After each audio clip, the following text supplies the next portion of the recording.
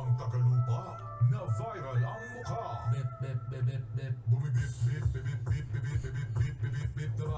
Ang lahat. Martian. Enrico Pañero. Bip, bip, bip, bip, bip.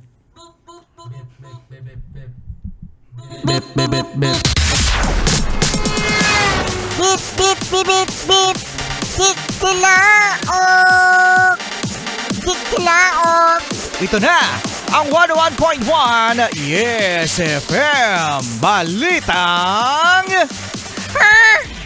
Kayo ba mga Yes Friend merong tuta sa bahay? Ito yung stage na nagngangat-ngat pa, no? Yung mga aso, no? Kasi merong mga tuta na talagang yung nabubuo pa yung ngipin nila. So that's why nangangati yung gums nila kaya sila nagngangat-ngat.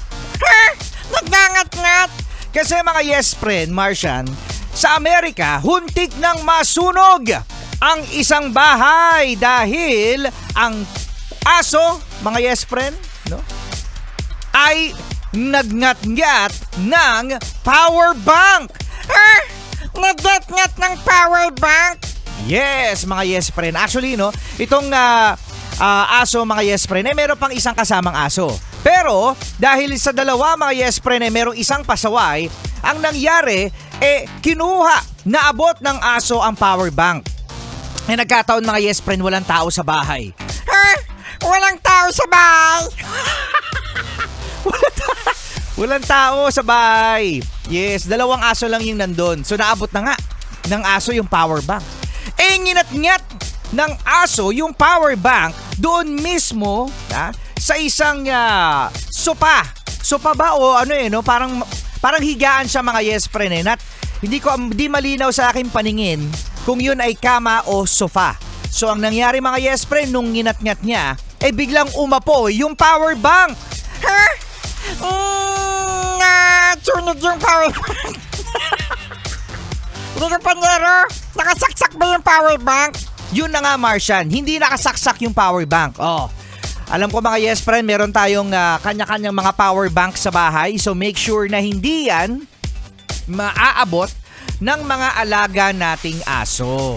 Okay? At ang nangyari, mga Yes Friend, nung umaapoy na yung power bank at saka yung mismong paligid ng power bank, yung dalawang aso nanood.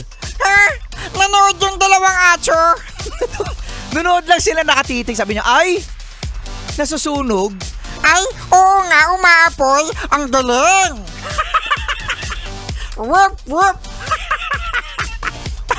Buti na lang, mga Yes Friend, meron nakatawag, no, na mga kapitbahay ng bumbero, kaya naman naapula ang sunog. At yung dalawang aso naman ay nakalabas din ng bahay at wala namang nasaktan. Ayan, sa mga Yes Friend natin, may mga aso dyan, wag na wag nyo hahayaan na maabot ng mga aso ang mga electric gadget, at yung mga alam nating mga nasusunog na bagay sa bahay. At yan ang ating balitang Whoop, whoop!